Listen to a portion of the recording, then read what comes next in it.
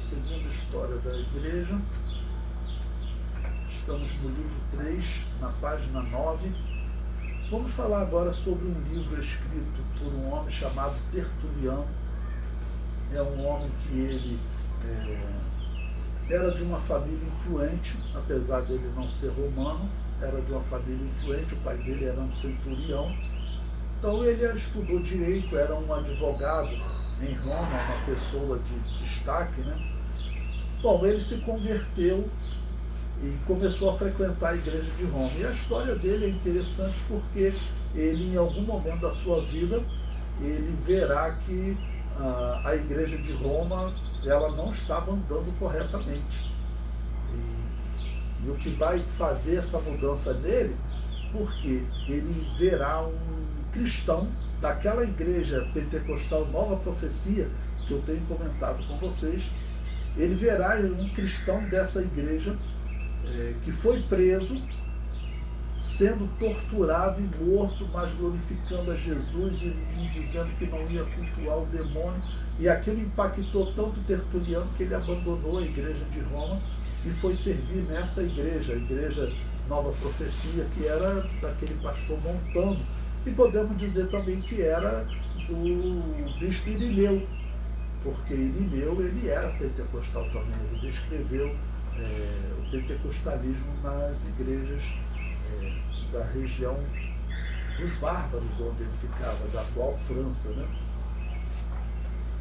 Bom, então, o item 2 no nosso material didático, a Apologia de Tertuliano, ele diz: no ano 197 da era cristã, estamos no período do governo desse Sétimo Severo, Tertuliano era filho de um centurião romano e exercia a profissão de advogado e professor de retórica. Sua conversão do paganismo ao cristianismo se deu próximo do ano 195. Nós não temos, a história assim, não tem muitos detalhes sobre a conversão dele e até sobre o fim da vida dele. Mas é sabido que ele era da igreja de Roma e ele deixou a igreja de Roma, foi para essa igreja Nova Profecia. Os católicos reclamam, os católicos dizem que ele se desviou, né? Eu digo que ele aceitou Jesus como Salvador, porque estava na igreja que já era uma igreja confusa. O comentário prossegue. 2 anos após sua conversão, escreveu a obra Apologia, considerada a mais bela defesa do cristianismo devido ao seu sólido conhecimento de leis, porque ele, como advogado, né, conhecedor das leis romanas, ele vai usar exatamente as leis romanas para dizer que o julgamento dos cristãos é coisa sem sentido. Morre-se apenas por ser chamado cristão. Não existe um crime pelo qual os cristãos devam responder. Por quê? Porque os imperadores não tinham o que acusar, mas os sacerdotes pagãos tinham aquele ódio sempre influenciando para eles perseguirem os cristãos. Pois bem, o comentário prossegue.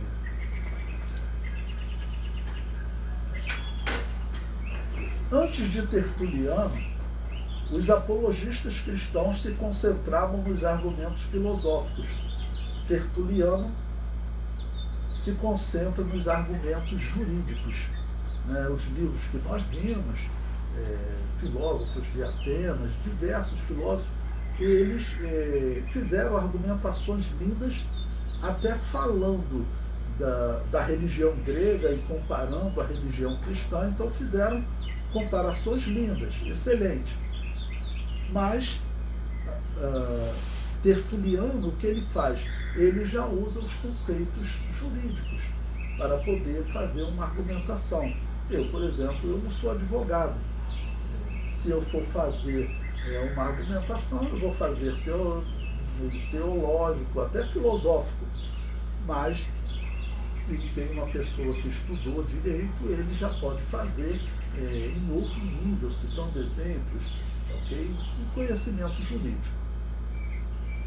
O comentário prossegue. Um resumo desta obra pode ser visto nos temas de alguns capítulos listados abaixo. Bom, eu vou publicar para vocês a obra de Tertuliano completa, se vocês quiserem ler. É realmente muito boa, mas ela é muito longa. Então, para comentar um pouco sobre ela, eu destaquei alguns capítulos dessa obra, tá bom? Então, o capítulo 1, o tema do capítulo é: a verdade só deseja uma coisa dos governantes da terra, não ser condenada sem ser conhecida. Ou seja, vocês deveriam pelo menos saber o que é de fato o cristianismo. Então, envie soldados, envie autoridades para que eles possam olhar como ocorrem os cultos. Será que realmente tem pessoas lá bebendo sangue? Essas coisas realmente acontecem? Então ele falou assim: ela quer pelo menos ser conhecida. Envie pessoas para investigar o que é o normal de uma lei, né? No capítulo 2, o tema é: se a lei proíbe que alguém seja condenado sem defesa, por que esse direito é negado aos cristãos? Por que esse julgamento diferente? E aqui, irmãos, eu vou sempre falar com vocês. A Bíblia deixa bem claro: o mundo, na verdade, ele nos odeia. Tem algumas pessoas que estão aí no mundo que eles não sabem o que está acontecendo. Mas os religiosos hoje, que seguem a mesma religião de Júpiter, a mesma religião de Baal, esses religiosos, eles odeiam os cristãos, sim. Eu vou dizer que esses religiosos, se um verdadeiro cristão se oferecer para botar o pé lá, para participar de uma inauguração do paganismo deles, esses religiosos nem querem. Esses religiosos nem querem. É muito estranho quando alguns que se dizem cristãos são recebidos nesse lugar. Porque um cristão, de fato, esses religiosos pagãos, eles nem querem que o cristão se aproxime daquele lugar. Porque é a luz chegando nas trevas, né? Bom, o capítulo 3, ele diz: o pai, que costumava ser tão paciente, deserda ao filho, agora obediente. Constitui grave ofensa alguém reformar sua vida por causa do nome detestável de cristão. Então, o que ele está dizendo é que pessoas que eles faziam até coisa errada, mas ninguém deserdava ele. Hoje ele é um cristão, ele tem um comportamento diferente, mas ele é deserdado por ele ser um cristão. Ou seja, às vezes o pai tolera um filho que faz coisas erradas na vida, mas é meu filho, se tornou cristão, deixou de ser meu filho. É algo inexplicável, né? Ele diz. No capítulo 4, vemos nossos perseguidores cometendo os mesmos crimes de que nos acusam à luz do dia, como também são culpados dos crimes de que somos acusados sem sentido. São merecedores de castigo e caem no ridículo. Ou seja, se os cristãos são acusados em algum momento, né, por exemplo, de não reconhecer os deuses, nós vimos que teve pessoas nos tempos antigos, citados pelos apologistas anteriores a Tertuliano, que não acreditavam nos deuses. Não? E naqueles dias também tinham pessoas que não acreditavam em nada. Se o indivíduo, como eu disse para vocês, ia conquistar uma cidade e fazia um sacrifício para aquele Deus poder aceitar ser dominado por ele, isso é uma coisa, o indivíduo não consegue explicar essa fé. Na verdade, ele não acredita em nada. No capítulo 7, eu não coloquei todos os capítulos, porque se colocasse só os temas de capítulos, para vocês verem, já seria muito, né? Já era muito para nós comentarmos aqui. Bom, ele diz: somos acusados de realizar um rito sagrado, no qual imolamos uma criancinha e então a comemos. E após o banquete, praticamos incesto e nos entregamos a nossas ímpias luxúrias na imoralidade da escuridão. E ele, nesse capítulo, ele explica sobre essa acusação absurda que os cristãos sofriam. provavelmente algo inventado intencionalmente pelos sacerdotes pagãos. O capítulo 9. As duas cegueiras caminham juntas. Aqueles que não veem o que acontece, pensam que veem o que não acontece. Está falando pelos governadores sequer investigar o que acontecia entre os cristãos. Ou participar, vou ver, enviar alguém para poder ver o que vocês de fato fazem. Capítulo 10. Vós nos acusais, não adorais os deuses e não ofereceis sacrifícios aos imperadores. Porque, claro, os cristãos não adoravam os deuses, iriam adorar os imperadores, que nesse período eles eram considerados deuses em vida. Agora veja que absurdo. O período que nós estamos vivendo, do governo Sétimo Severo, foi um período que anterior a ele teve imperadores morrendo.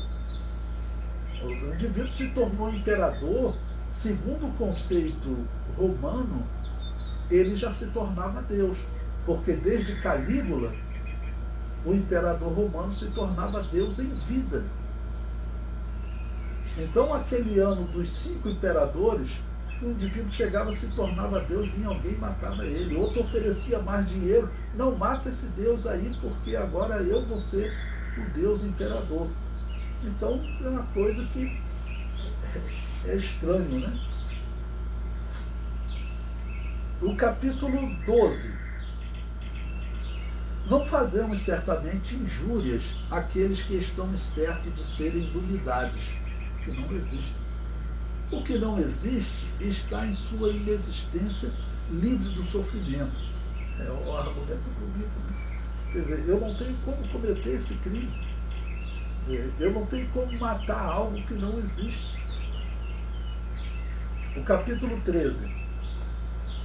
Constatando que apenas adorais um ou outro Deus, certamente ofendeis aquele que não adorais. Não podeis dar preferência a um sem desprezar o outro, pois a seleção de um implica na rejeição do outro. Então, se tinham pessoas que adoravam um só Deus, e tinha uns que queriam adorar, era devoto de Júpiter. Outro era devoto de Diana dos Efésios. Então, se ele era devoto de Júpiter, ele desprezava Diana dos Efésios. Será que isso é crime? Não. Então, eu creio em um Deus único, invisível, eu não estou cometendo nenhum mal contra os outros deuses também. Porque você não comete mal quando você acredita em A e desacredita em B. Você não cometeu mal nem quando matou aquele monte de deuses lá nos 5 imperadores no mesmo ano. Capítulo 14. Voltando a vossos livros, dos quais tirais vossos ensinamentos de sabedoria e os nobres deveres da vida, que coisas ridículas ali encontro. Ou seja, nesse capítulo ele vai contar também, usando até a história da filosofia. Ele vai falar de gregos, de deuses troianos, dos deuses gregos. Ele está falando, a história de vocês são coisas estranhas. Por quê? Na mitologia grega haviam deuses que eles se degladiavam, eram gladiadores lá no céu também. Então, que deuses estranhos são esses que eles se matam, lutam, se matam um ao outro? Uma história de deuses que mentiam, deuses que ele estuprava a filha, quer dizer, coisas muito estranhas, e ele vai comparar com a mensagem do cristianismo, né? Capítulo 16. Não podemos, de boa vontade, deixar passar nenhum boato contra nós sem refutação. Ou seja, isso é muito forte no cristianismo. O cristão, ele é um defensor da fé. Ele não aceita que a fé seja difamada. Por quê? Porque ele sabe que Jesus Cristo nos deixou aqui com essa missão. Não são os anjos que vão dizer o que é o cristianismo, não são os anjos que vão dizer qual a doutrina segundo a Bíblia Sagrada. Quem vai fazer isso somos nós. Então, por isso o cristão, se ele ouve alguém falando uma doutrina que deva ser classificada como falsa profecia, não, ele vai denunciar automaticamente. O cristão não consegue ficar calado. Capítulo 17. O objeto de nossa adoração é o único Deus, que por sua palavra de ordem, sua sabedoria ordenadora, seu poder todo-poderoso, tirou do nada toda a matéria de nosso mundo. Ou seja, ele apresenta a visão bíblica. Porque a visão grega, né, a visão dos pagãos, tinha as visões mais absurdas. Okay? Os gregos eles ficavam tentando identificar qual era o elemento original, mas eles não tinham algo claro para dizer sobre a origem do mundo. Egípcios, babilônios tinham lendas entre eles dizendo que um Deus passou aqui pela terra, cuspiu aqui na terra e do cuspe nasceu o homem. Outro dizia que nós estávamos vivendo no corpo de um animal, como as pulgas vivem no corpo de um cachorro. E ainda dizia, qual a grande evidência para provar isso? Vocês sabem os terremotos? É esse animal dando uma saculejada, como um cachorro. Aí treme tudo. Então havia as histórias mais absurdas. E já o cristianismo, ele ensinava, tinha a Bíblia Sagrada, e a mensagem cristã até hoje ela continua desafiando a ciência. Pense no que a ciência evoluiu aí nesses quase 2000 anos desde que Tertuliano escreveu, 1800 anos desde que Tertuliano escreveu.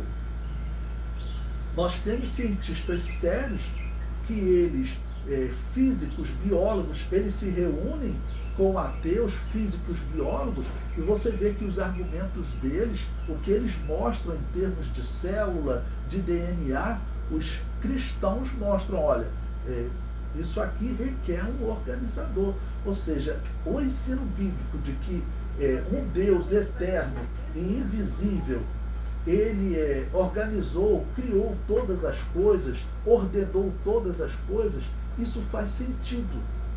Porque também a ciência hoje diz que esse mundo começou, ele foi criado. Ele não era eterno como os cientistas diziam até 100 anos atrás. Há 100 anos atrás, os cientistas diziam que o universo era eterno. Então, olha, passados 100 anos, hoje eles não podem mais dizer isso. A ciência hoje, ela comprova que o universo começou. A Bíblia sempre disse que o universo começou. Então, se voltar 100 anos na história e colocasse ali um cristão e um ateu debatendo, o ateu cientista, ele iria dizer isso. Não, o mundo sempre existiu. Não existe criador, não. E o cristão dizia, olha, segundo a Bíblia existe um criador. Bom, agora estamos 100 anos depois, né? Lembrando, 100 anos antes, a teoria do Big Bang ainda não tinha nascido. A teoria do Big Bang, ela afirma que o universo começou. Essa é a questão da teoria do Big Bang, é a defesa dela. Ela não tenta explicar o que existia antes, né, do universo começar, ela não sabe o que causou, tá bom, esse início, essa expansão. A única coisa que ela descreve é o universo começou, porque nós observamos até hoje o movimento do universo, até nos dias atuais. Então, a Bíblia está, esse mesmo texto, como ele diz aqui, ele está sendo exaltado sobre as outras literaturas, sem sombra de dúvida, porque ele consegue refutar, tá bom? E debater, os cristãos conseguem debater dentro da Bíblia com o que a ciência fala hoje. Tá bom? No capítulo 18 ele diz, um dia tais coisas foram para nós também tema de ridículo. Nós somos de vossa geração e natureza. Os homens se tornam, não nascem cristãos.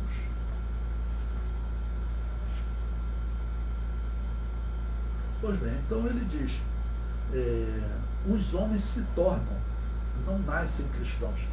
É interessante porque isso vai ser mudado pela Igreja Católica em alguns séculos, né? Em cerca de 100, 120 anos, a Igreja Católica vai começar a pregar que as pessoas nascem cristãos, nascem no reino de Deus é cristão, né? Ok? Mas ele rejeita isso aqui.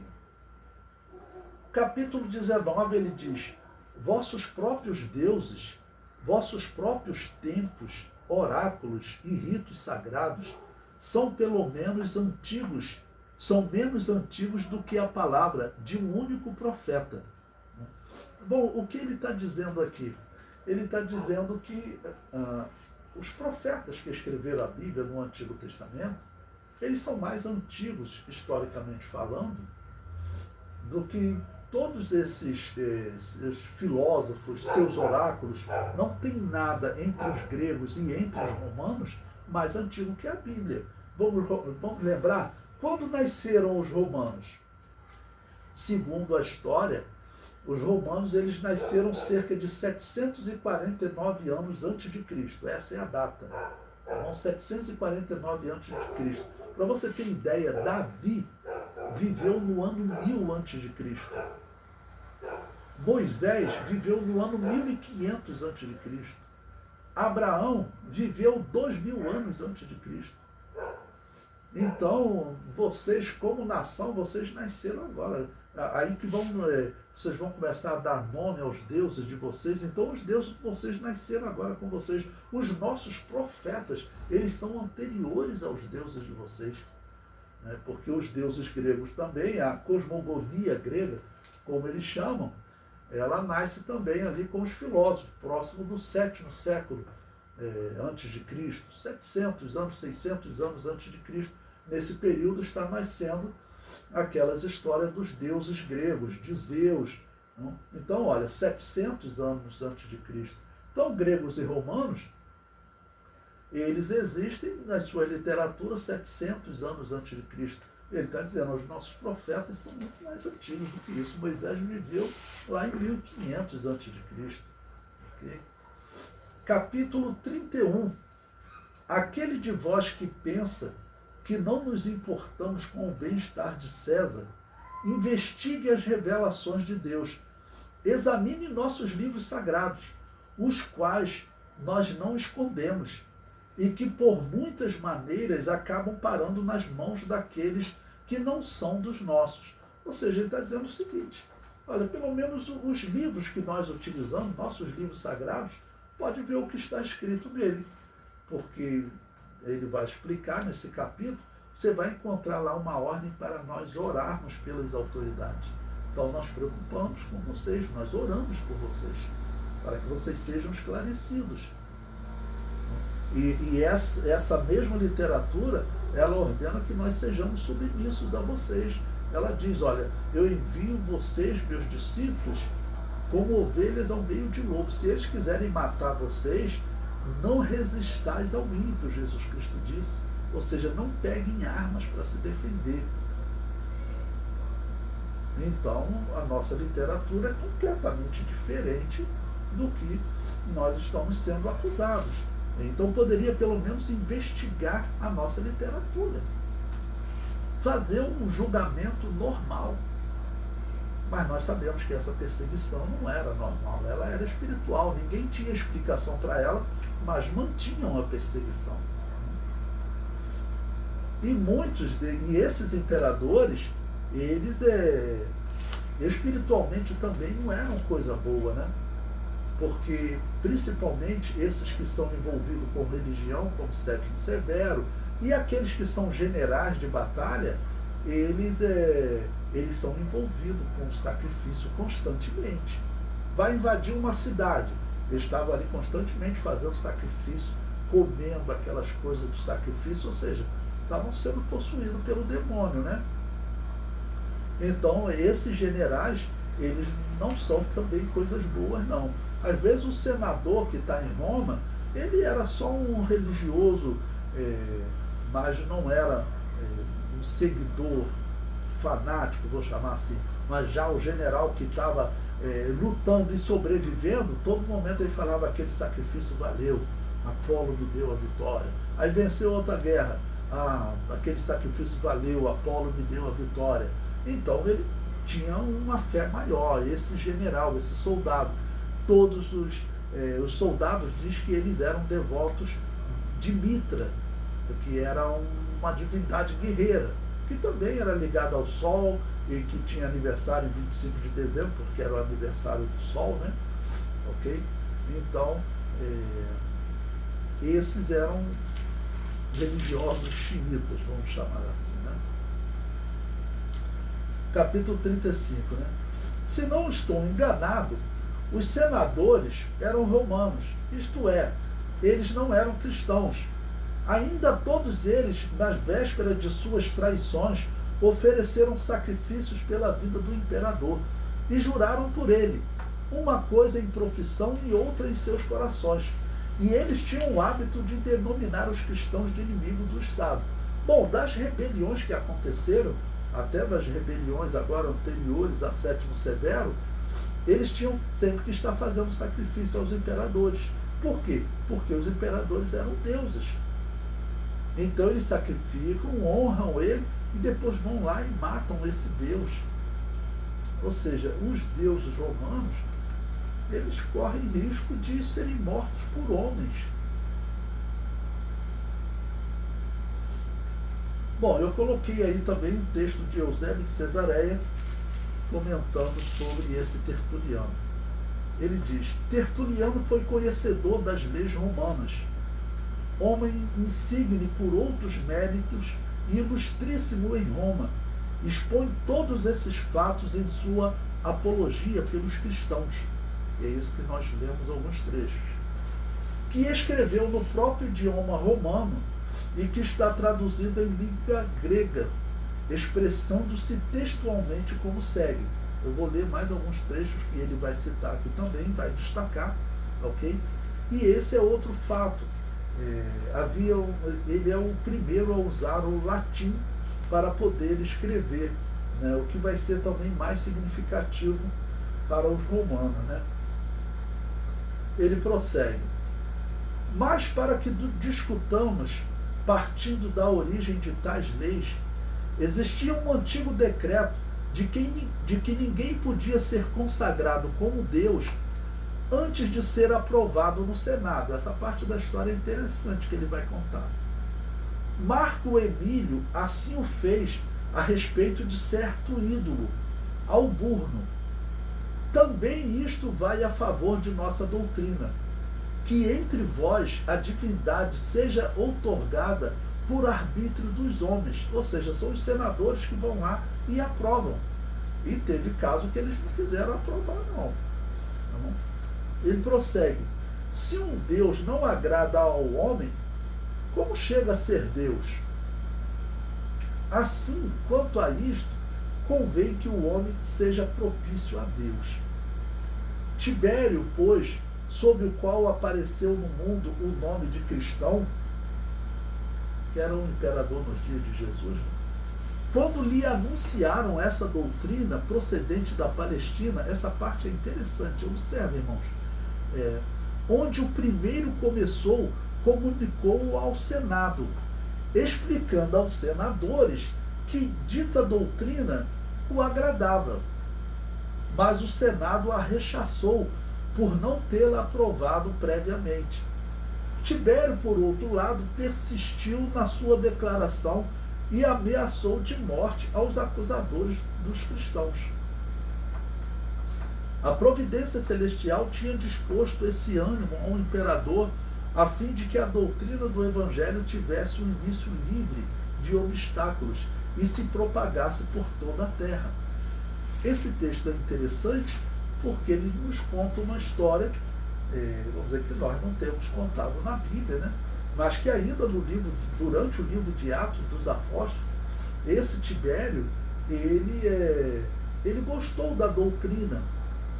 E como eles queriam agradar todos os deuses, porque eles achavam isso bom, quanto mais Deus eles tivessem, eles pensavam, melhor para Roma.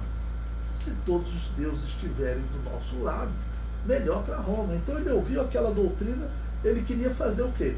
Ele queria também transformar em Deus, ou seja, Jesus em Deus. Claro, foi até Deus que operou para que ele não fizesse isso. Já era aqui uma intenção de transformar vamos dizer, Jesus junto com as divindades romanas, que nós sabemos que é o que Constantino vai fazer. A história comprova que Constantino, ele fez de Jesus, do Deus da Bíblia, mais um Deus do panteão romano. Como que nós temos essa prova? Porque ele disse ter se convertido ao cristianismo em 312, mas até o ano da sua morte, em 337, a história comprova que ele continuou cultuando os outros deuses. Então, o Jesus de Constantino, o Jesus dos católicos, era só mais um deus ali entre os outros deuses romanos. Depois os filhos de Constantino vão começar a proibir os outros deuses. Mas, na verdade, eles vão fazer o que esse Sétimo Severo quer fazer com Heliogábalo aqui. É transformar tudo em um deus só. Heliogábalo não conseguiu.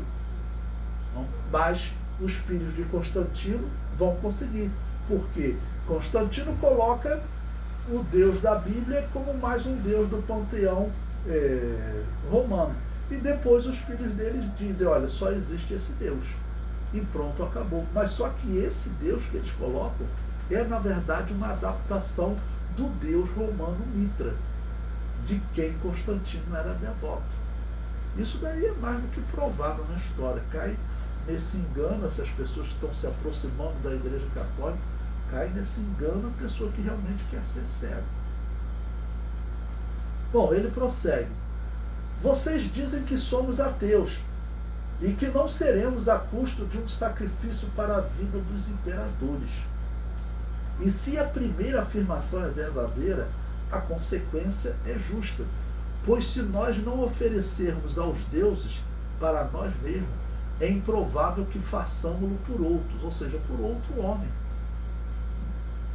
É por conta disso, portanto, que somos condenados como culpados de sacrilégio e traição. Por isso, eu tomo como o artigo principal e pode ser visto como a soma das acusações contra nós. Se fosse juntar as acusações contra nós, qual é realmente a questão? É realmente nós adorarmos ou não a essas divindades de vocês. Porque, no nosso entender, essas divindades, elas simplesmente não existem. E se existe uma divindade por trás dela, é, na verdade, o demônio, né? E ele, ou seja, quer destruir vocês. Ele não está aí para ajudar vocês, na verdade, em nenhuma guerra. Tá bom? E é interessante que essa religião de Roma, ela é a mesma religião dos bárbaros. Esses bárbaros que estão aqui lutando contra Roma, como que vocês podem ver? Eu recomendo até estar passando no canal, acho que History, tem um canal que está passando a história dos vikings. Os vikings, eles são os representantes dessa religião de Baal na região da França, da Inglaterra. E se você vê o filme, por diversas vezes, vocês verão eles vencendo guerras contra os europeus, nesse período, né, contra a Inglaterra e França, que estavam, vamos dizer, civilizadas pelos romanos, mas os vikings, eles viviam mais ao norte, na Noruega. Então eles começam a atacar esses antigos bárbaros que foram civilizados pelos romanos. Tá bom? E quando eles perdem uma guerra, você vê diversas vezes eles falando, mas os deuses nos mantiveram vivos. Isso era a regra entre todos eles. Quem morreu, os deuses levaram. Quem ficou vivo, os deuses nos mantiveram vivos. Se nós vencemos, são porque nós estamos honrando os deuses direitinho e os deuses nos deram vitória. Se nós perdemos, olha, os deuses devem estar aborrecidos com alguma coisa, porque nós continuamos honrando, fazendo sacrifício. Por que que eles não nos dão vitória?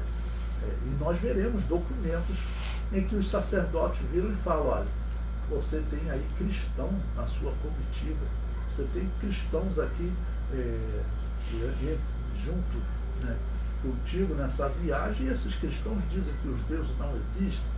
Bom, então esse vai ser o argumento deles para perseguir os cristãos, né?